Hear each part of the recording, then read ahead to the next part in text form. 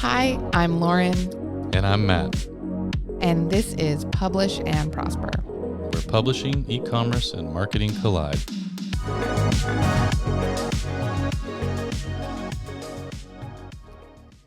Hey everyone, welcome back to Publish and Prosper. This is episode number 82, and today I am joined by one of my lovely teammates here at Lulu.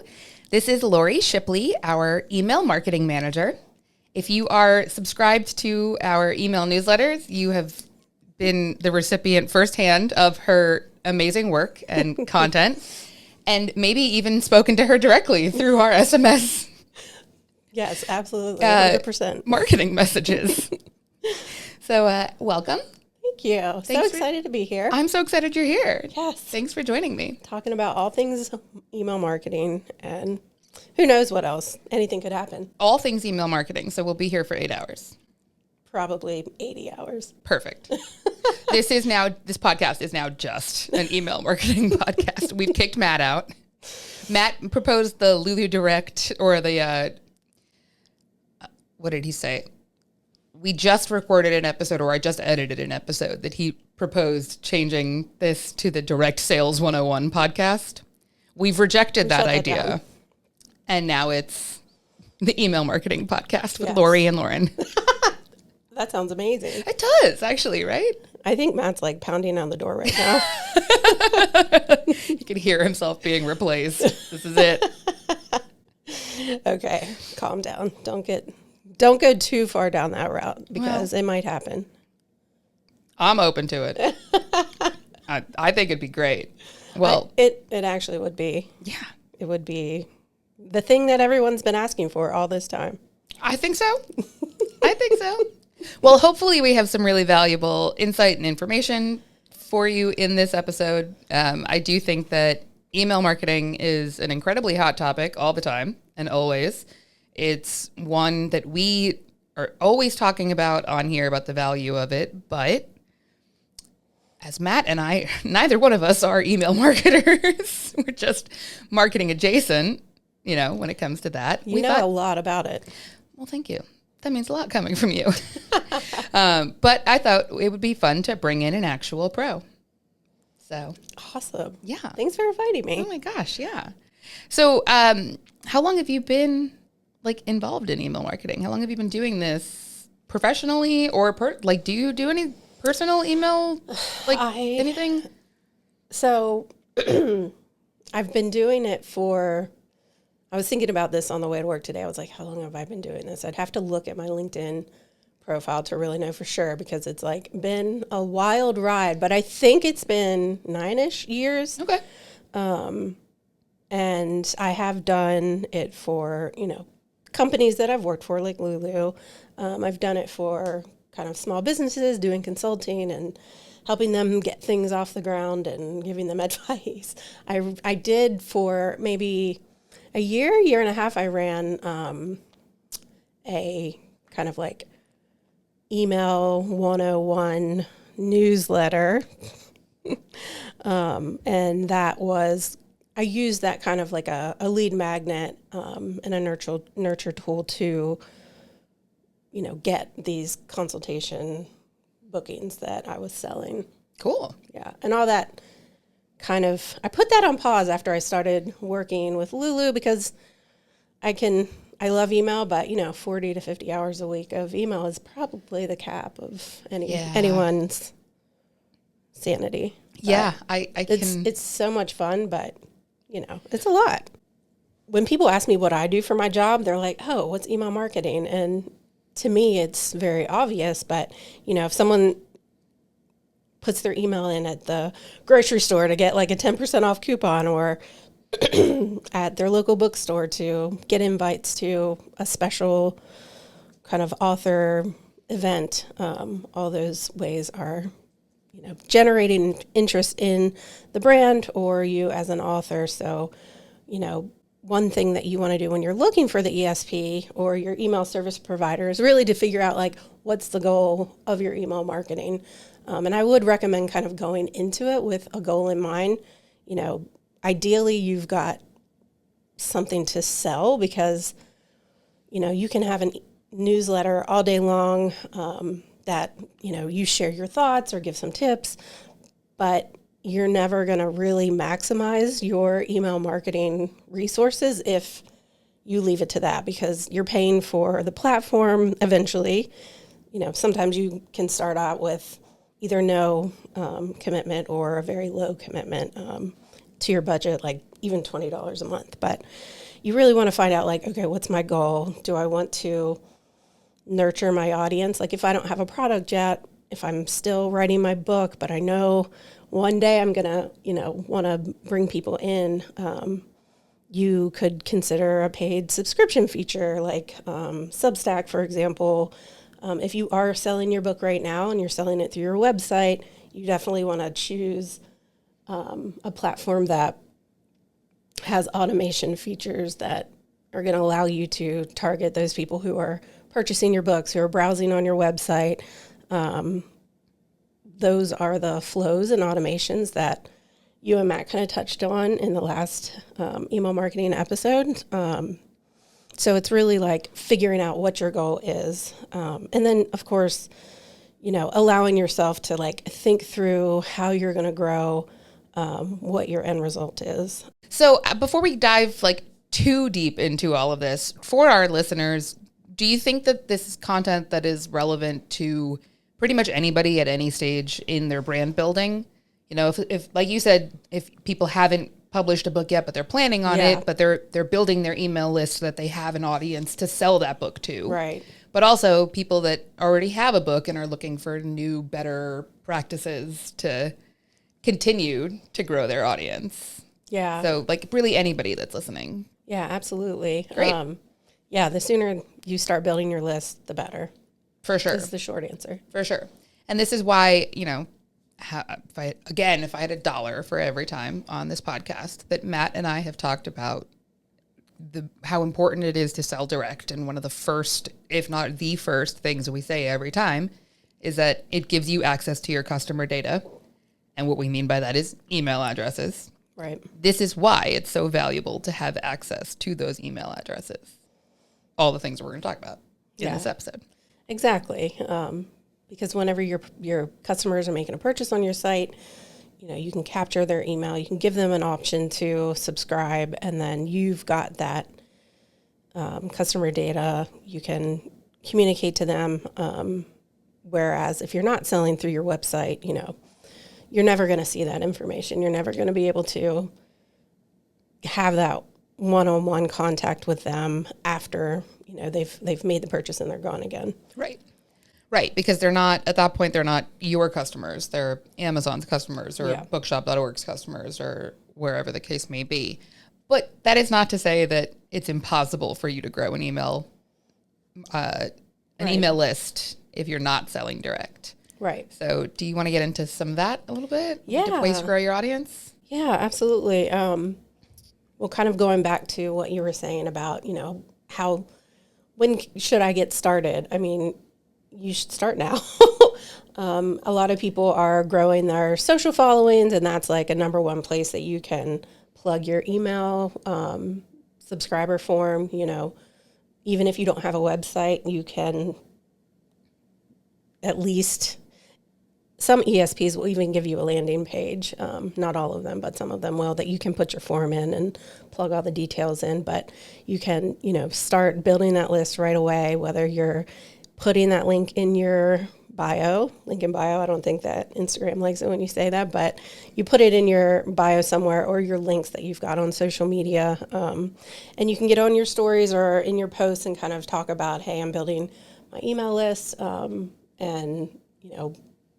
kind of tease what it is that those people are going to get when they subscribe. And, if you're not really selling anything yet, like I said, you can incorporate, kind of teasers of your book that's going to come. You can even, get your community involved and you can kind of get your subscribers over to that email list so that, you kind of own that domain. It's not going to go away. And once someone's subscribed, they can kind of be taken along that journey.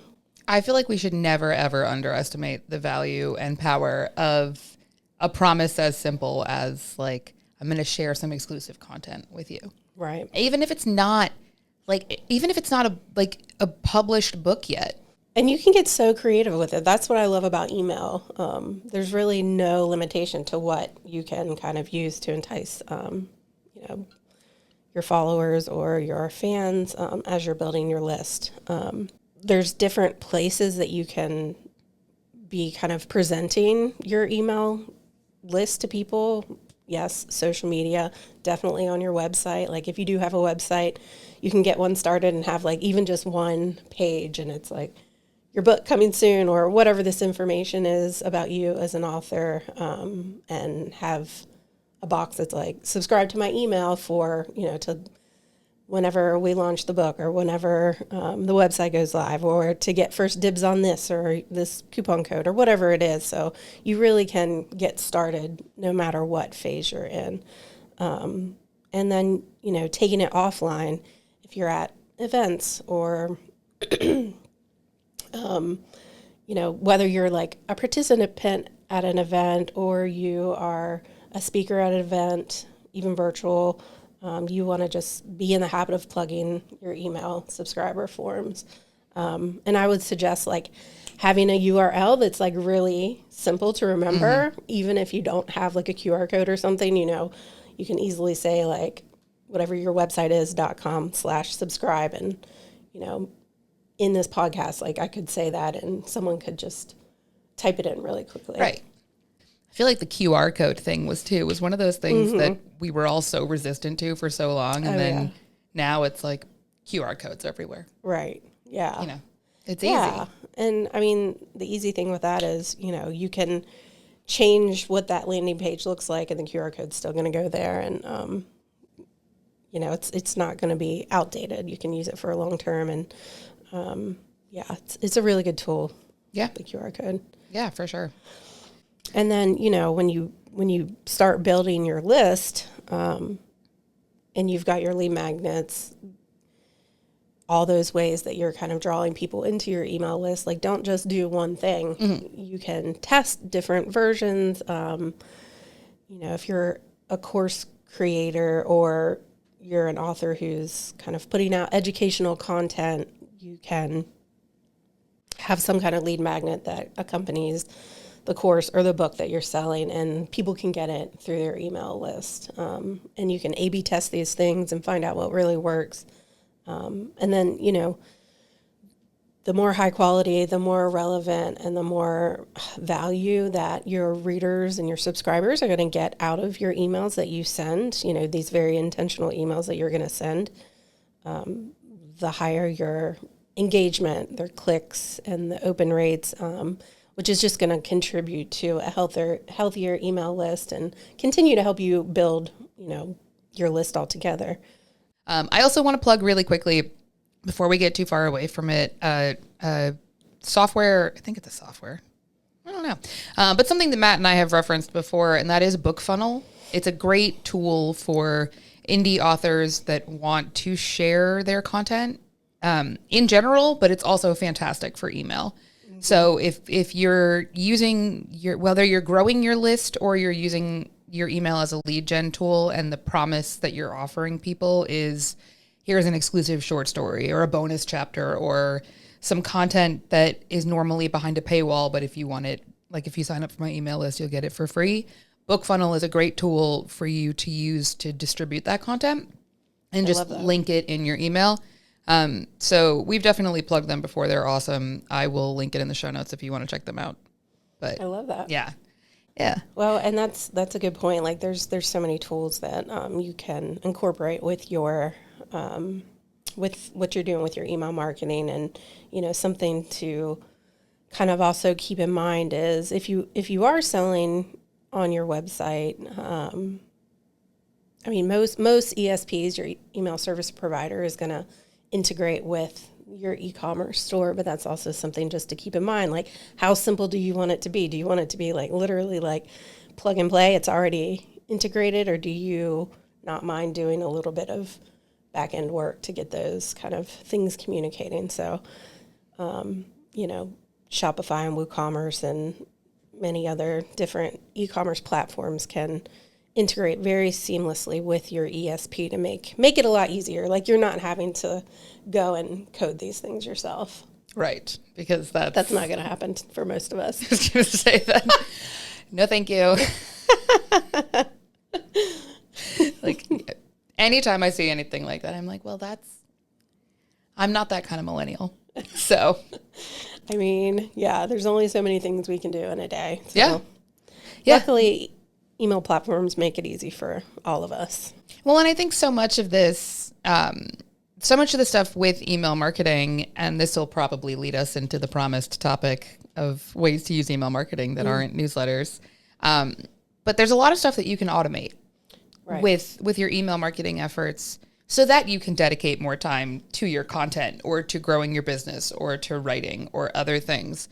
But I think that's something that people tend to overlook, is that you can invest time up front and do, like, it's going to take some work to get these automations set up and get your ESP like set up the way you want it to and integrated with whatever different tools or platforms you're using to figure out which different tools you're going to want with the ESP and all of that.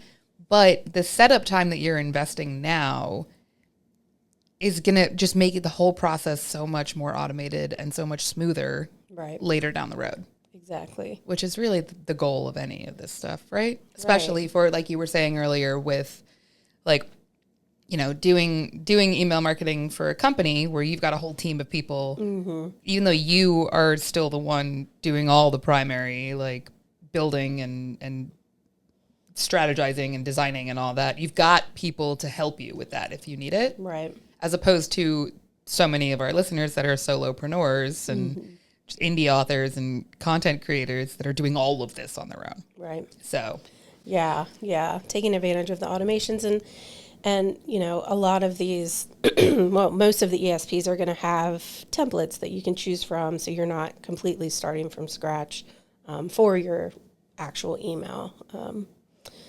But yeah, there's again, email is a complicated but also simple, straightforward tool, and to get started, there's really kind of a low bar of access. Like it's very much accessible to anyone listening to this podcast. I think so. I think if you found this podcast, you're already halfway to the... I think email marketing might be more accessible than this podcast, honestly. I'm working on it. And I'm going to lean very heavily on Laurie and her email marketing skills and strategy to help make this podcast more accessible. Yes. Doing great. Please sign up for Lulu emails, and we'll let you know when the podcasts go live every single week. Absolutely. That's a promise. I love that. Here for that. But yeah, if you are not, first of all, we definitely should have said this at the top. If we didn't, we may or may not already have. But if you are not already subscribed to Lulu's emails, please do so. Right. There is always a subscribe link in the show notes for every single episode. Thank you. You're welcome. It's literally in the footer that gets automatically included in every episode. It's in there for sure. You're going to get some really great content in there. And I'm definitely not biased as one of the people that is creating the content that goes in there. But they are really great emails, and they always have some fun content and copy in there. And Laurie has done incredible work with them over the last year, and they look really cool and they're fun. So please sign up for our emails. I promise we won't spam you. I love that plug. That's amazing. Thank you. Of course. Yes, please do. Of course, yeah. So yeah, do you want to talk about how to use email for things other than a newsletter? Absolutely. Are we ready for that? I think it's time. I think so. Because I think that is something that even in the first half of this episode, we kind of fell into the trap of still talking about email newsletters and email and content-based emails. And there is so much more out there. So let's get into it. Yeah. And, I think subscribe to my newsletter, that's also just kind of become a catch-all word for, your email list. And a newsletter is great. And a lot of people are creating these weekly or biweekly or monthly newsletters to, share their knowledge. It should, even if you are creating a newsletter, like you still want it to be purposeful and valuable to your reader.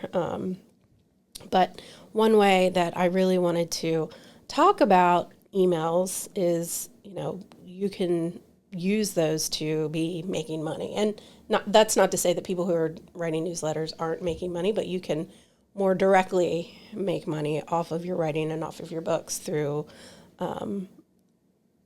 things that we've already kind of touched on with the automation. So, again, if you're selling your book, you absolutely should be collecting email addresses and giving people an option to subscribe at checkout, so you can, someone makes a purchase, you can kind of on the back end segment them and learn about who they are, their actions and behaviors on your website, so that you can follow up with them later. So a couple very important flows or automations that you want to consider outside of a newsletter is a product browse. So that's if I'm on your website and I'm looking at, various products that you're offering, and I start to navigate away from that website, like I might end up, and I've already given you my email address. It's not going to pull someone's email out of thin air. But Right, because there are rules behind this kind of stuff, right? Yeah, absolutely. Yeah. I mean, that's the thing about email. It's very kind of accessible and you can do so many things with it, but it's also very regulated, and you don't want to just upload a list of your contacts, like of your friends and family, and be like, oh, I'm going to subscribe them to my email list. I've definitely seen that happen before. my I've ended gosh. up on email lists that way. What a great way to guarantee that you're going to get a strongly worded text message from me, Yeah, and right? then an unsubscribe. Yeah, I've tried to have those cons for, it's usually friends of mine that are either creators themselves, and they just kind of do the little, dude, it's fine, I'm going to add these people to my list. Don't do that. That's not a good look. It's actually also probably illegal. I mean, it's regulated. You're not supposed to do that. Right. People have to choose to opt in. People have to voluntarily give you their email address, choose to Yes. opt in, potentially choose to which version of emails they're opting in Right. to. Yeah. Yeah. And we can, there's of course there's a wormhole with that, but as far as people who have given you their email address, they want emails from you, going into putting time into those flows so you can kind of set them up, and then I wouldn't leave them forever. I'd watch their performance and come back later and adjust things and test and see how things are performing. But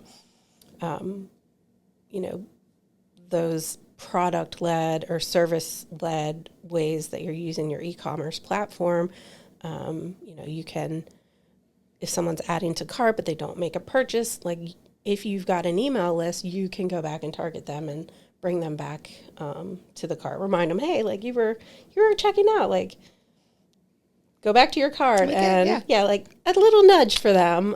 Did you forget about this? What happened here? And the really cool thing is that you can A/B test things. So maybe one version of it is just gently nudging someone back to your cart. If that doesn't work, you can give them an offer or change the copy or a different color button, or just different ways that you can try to engage that subscriber again. The number of times that I have been absolutely caught and trapped by a cart abandoned email that was here's 10% off or 15% off, or here's free shipping. We saw you looking at this thing. Yeah. You didn't check out. Here's a little something to Right. make you more likely to go ahead and hit purchase on that. Because more often than not, when I abandon a cart, it's because I've looked at it and gone, you want me to pay how much in shipping? I know. Or what do you mean this $10 purchase has a $15 shipping cost? Excuse me?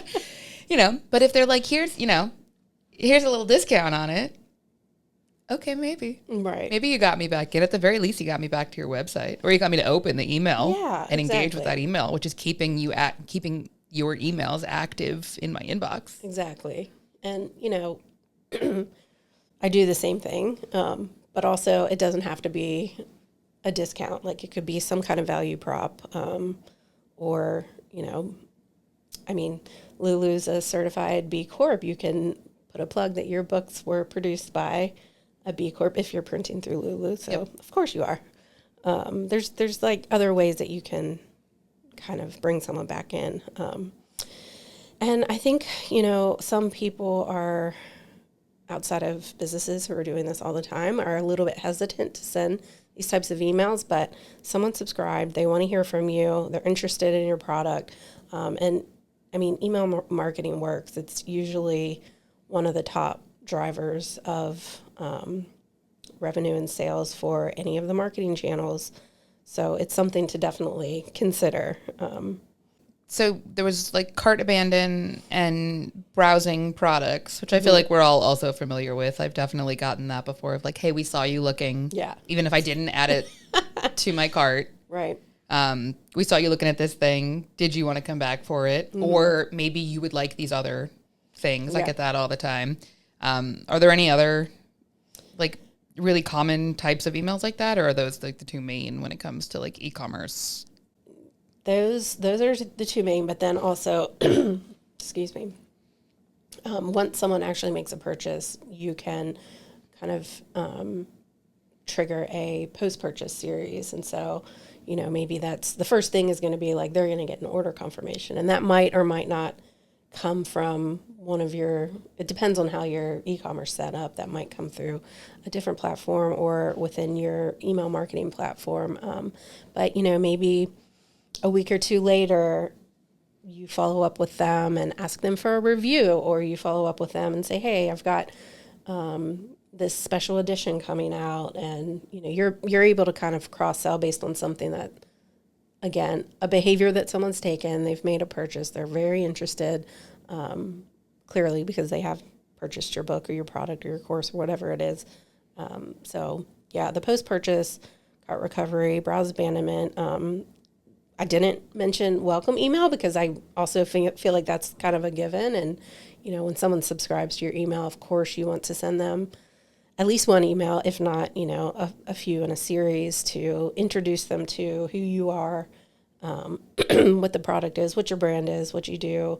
Again, like adding that value. And especially if you've made any kind of promise to get them to sign up for it, whether it's a discount code or promised content or something like that. If I'm signing up for, if a website is giving me, if I'm online shopping and a website says sign up for our email list and we'll send you 15% off, if I have to wait more than 5 minutes for that email with the 15% off code, I'm out. The whole point of me doing this is because I'm shopping right now, not because I'm shopping in an hour. Give it to me now. Yes. Right now.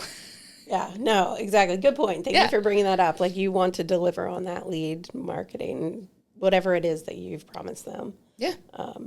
And depending on your ESP, it might take 5 minutes to deliver. It might take 10. So I guess, be a little bit patient. But the good thing is you can also, on those forms that you've got, once someone submits their email, you can make the decision that you're only going to send that lead magnet through email, or you can, the next step on that form is like a link to download or the coupon code. So they get that right away, even if it takes 5 or 10 minutes for the email to actually go through. Right. And all that's automated. So just like to go back to that whole like subscribers and personalization, like, of course, like for automations, there's a million ways you can go about it, but those 3 that I mentioned are good places to start. And it doesn't take coding to put those together. You will have a template in your ESP that you can get that started. But on top of that, another way you can use email marketing that is not necessarily a newsletter, it can be related, but you want to kind of personalize those emails as much as you can. I mean, there's going to be times that you have a message that's good for your entire list or some set of your entire list. but that shouldn't be the norm. Like, you shouldn't send every single email to every single person on your list. So to be clear, when you say personalize your emails, you don't mean have every single email. Say to Lauren, which you Laurie. can. I mean, you can. But that's not what you're talking about right now. Right. Yeah. Yeah. I mean, it's always nice to have a first name so that if it makes sense, you can address someone by their name. But that definitely is not like that's not the like end of the story with personalization. Right. Yeah. You can collect first party data up front. So if you've got your form and you know that, you're a travel creator and you write books based on your travels, and you specialize in like 3 different parts of the world, you can collect information on up front about, do you like to travel like in Ireland or Mexico or, Africa or whatever, Morocco. And you can collect this information up front. And then on the back end, you can segment that and give your customers a personalized email about those particular preferences that they've selected. And that's one idea. Again, there's like many, many different ways to do that. Can you also segment your lists based on the actions that they've taken on your website? So if you want to create a list of everybody that has purchased a book versus everybody that has signed up for your email but not purchased a book? Yeah. You have access to sort them out that way? Yeah, absolutely. That's a good point. You're going to use those behaviors to inform automations that you have, but you also can kind of create a one-off campaign based on those parameters.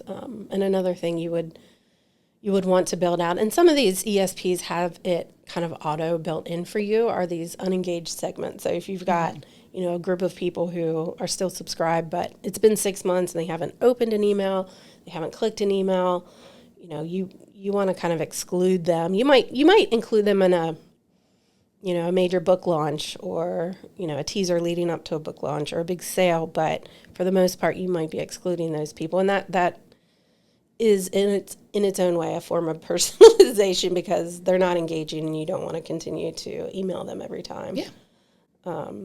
I do think about that a lot with my inbox too, where there are definitely emails that I get in my primary inbox on a daily basis that I look at and I'm like, this is a company that I made one purchase from 8 years ago. And I get daily email. I haven't opened a single one of these emails. I delete them every time. Don't ask me why I haven't unsubscribed. I was going to ask you that question. Lazy. I am lazy. Or they maybe didn't make it easy for you to unsubscribe, which is absolutely something you don't want to do. That too. Definitely for sure that too. But I judge those companies a little bit. Yeah, they're not cleaning their email list, right? And keeping things. It's the list hygiene that you want to be mindful of, and again, that's a whole rabbit hole to go down into. But if you've got these segments that are targeting your engaged users, you can build out has clicked an email within the last 3 months or 9 months or 6 months or however long it is, and kind of test out the content that you're sending to those different groups. One of the things that I think people have learned a lot more in the last few years with social is that idea of quality over quantity when it comes to followers and it comes to your audience. And you can go look at somebody that has 1 million followers on Instagram and say, wow, they have 1 million followers. And then you look at their 10 most recent posts and they all have 20 likes on them. Right. And you're like, cool. Okay. That's a little sus. That's a little sus, and I don't believe those 1 million followers. Right. And even if you do have them, clearly they're not engaging with your content. They're not paying attention. They're not even seeing your content probably. Right. As opposed to going to see somebody and you say, oh, they have 1,000 followers on Instagram, but their 10 most recent posts all have 800 likes on them. Mm-hmm. That is somebody they have a dedicated audience. They're reaching their audience likes their content. And that quality is way more important than the quantity of followers. Right. And I think that's become more and more true, or maybe always been true for email too, where you blasting every single newsletter to every single person on your list. Right. It's not providing quality content. Right. And you're not engaging with a quality audience. You're just saying, look at how many people I have on my newsletter list Right. or whatever. And you're also paying for all of those people, where on social media, you're not paying for those millions of followers that are not engaging. In email, you would be paying for them. And so that's just another reason to clean them out, and, target the people that are engaging with the emails that you do send out. Kind of one more thing I'll touch on for using email marketing for things that aren't newsletters, going back to engagement, there's like really fun ways that you can get your subscribers to engage with you. And those are things that you can kind of sprinkle in between your newsletter or in between, these automations that we've spoken about. Something that, kind of gives the reader something, gives the email subscriber something, but also like helps inform your strategy going forward through, a quiz or asking for feedback, asking their opinion on something. Like earlier I mentioned, you could have an email with 2 book covers and you ask your subscriber to click on which one they want you to print the book in.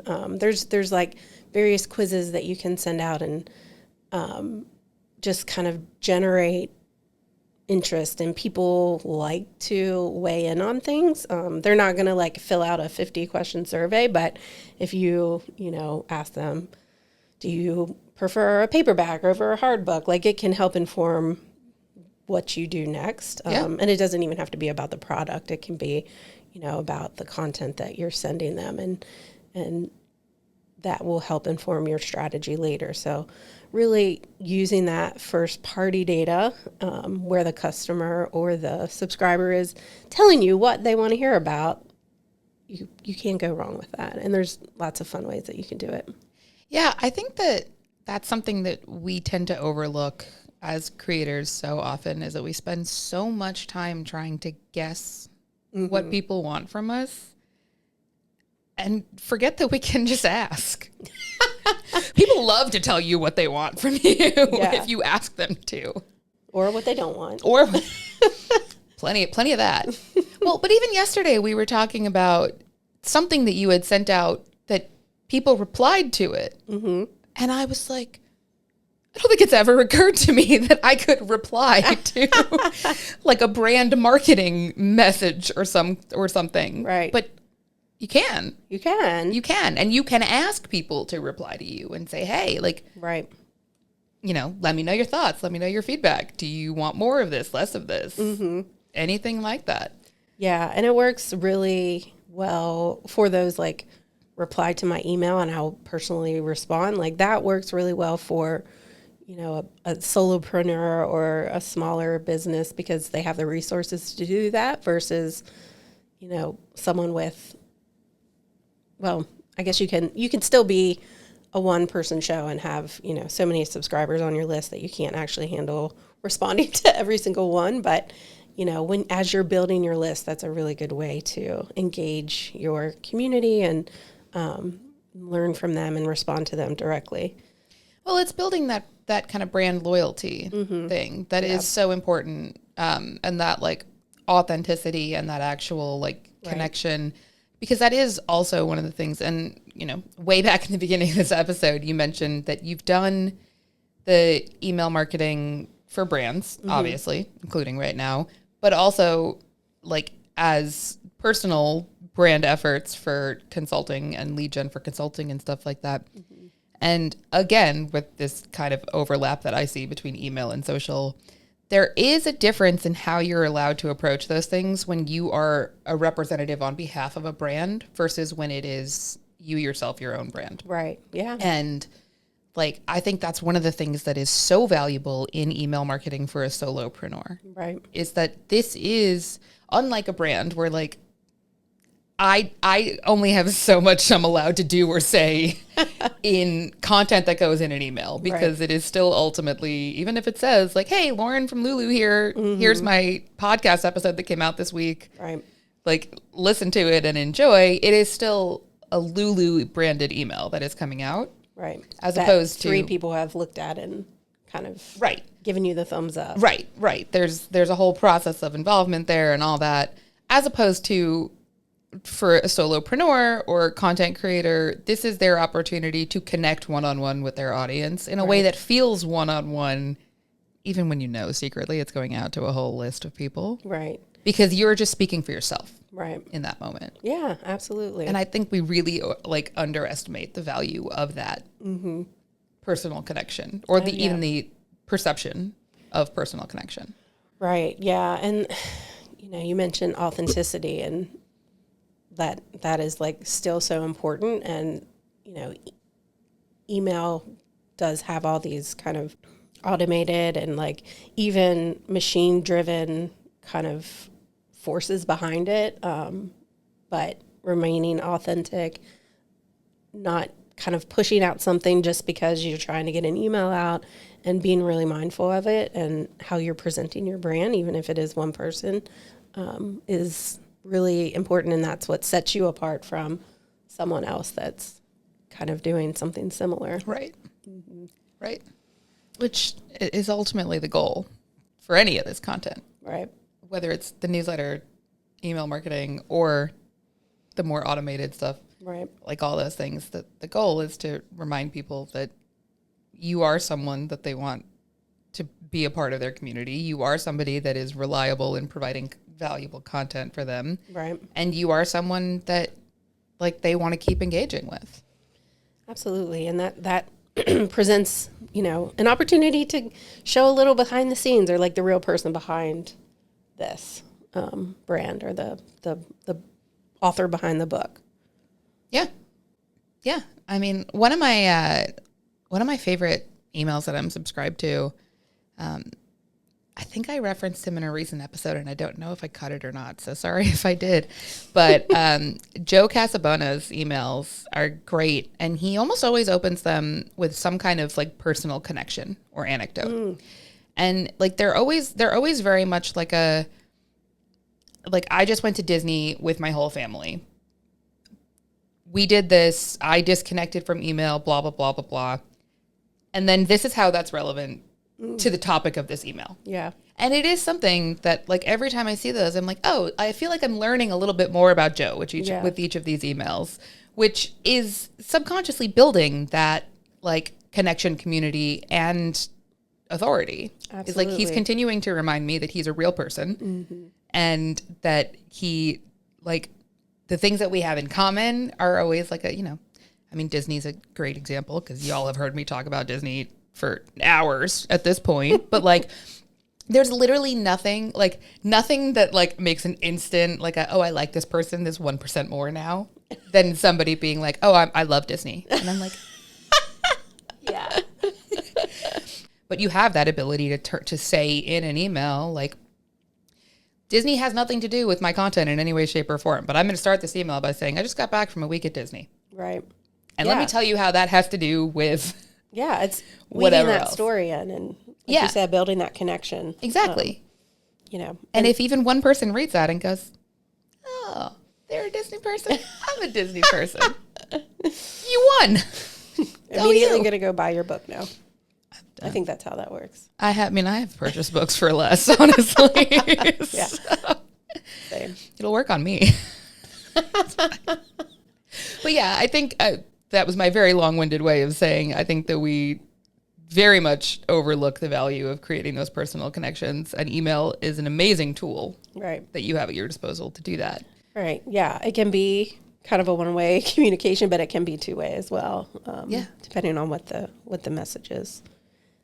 But I love the, you kind of like put something in my mind. There's the personalization of sending the recipient content that's relevant to them, but then there's also like the personalization of you presenting yourself to them. Ooh, it's like so many layers. First of all, there's nothing better than when somebody provides me a soundbite. And like I'm literally sitting here going, that's going to make it into the show notes as a quote from this episode. So thanks for that. Oh my God, it's amazing. But yeah, no, I think you're like absolutely right about that. Yeah. Yeah. See, email is just about the warm and fuzzies, right? Oh, always. It's actually not, but that's a big part of it. Yeah. Yeah. Yeah. It is. But it is. I think that's one of the reasons that email never dies. Email is definitely not dead, and that's a kind of a big joke within like the email marketing network of email marketers. Like Nerds. Yeah. We're definitely nerds. It's lovable nerds though. Yeah, people are always like email marketing. It's almost like people think about wallpaper. That's so old school, and it's like, no, it's not. It's very relevant, and it makes a huge impact on your podcast studio or your marketing goals, depending on what you're talking about. We're going to circle back on that after we're done recording, because I was actually looking at wallpaper the other day and meant to reach out to you because I know you might have some ideas. I do. I have some thoughts on that. This is not a joke. We're actually going to have a conversation about wallpaper. I love that. Later. I love that. I actually got a text from a friend recently, and they were like, "Oh, I just ordered wallpaper. I thought you should know. I'll send you the link of what it looks like." So I love that I'm like the wallpaper and the email marketer. You can be an expert in many different ways. But even something like that, even something as simple and silly as that is, you open up I open up my next email from Laurie, and it starts with an anecdote about how she was deciding between 3 different wallpapers for her new library, and maybe even included in the email, these are the 3 different wallpapers that I'm between which one. And anyway, that also reminded me of how I was trying to narrow down the cover choices for my book. Yeah, you know, exactly. like there's ways to create that personalized connection. Right. Yeah, that's the perfect like example of using that in real time. Yeah. Love that. Yeah. I'm curious, like, if anybody out there is doing email marketing, like what are the tactics that they're using that are getting engagement? You know, I mean, there's just so many options, and yeah, that's part of the reason why I love email. I mean, I've been doing it for something like 8, 9, 10 years. Don't even remember at this point. Time isn't real. It's okay. But it's very, revenue driven for most companies, but it's also, in my mind, extremely creative, and there's so many ways you can go about it. And it produces results. So it keeps you energized. And once you start doing it, you're like, oh, I'm seeing the results of the work that I'm doing here. And it just, it's something that if you're selling anything or plan to be or want to monetize your writing through even a newsletter subscription, like you definitely want to start building that email list ASAP. Absolutely. That's if you take anything from this, that's it. I mean, I think that is actually, that is the number one primary most important point. If you are not already working on building your email list, stop listening to this episode right now. I won't even get mad. Stop listening right now and go start working on that. Yeah, exactly. And then come back and finish the episode. Listen to it twice. You might need to listen to this one twice. Yeah. And if you want us to, if you're like, great, I got started. Now what? Now what do I do? I have more questions, comments, concerns. Let us know. We'll do another episode and talk about them. Yes. Absolutely.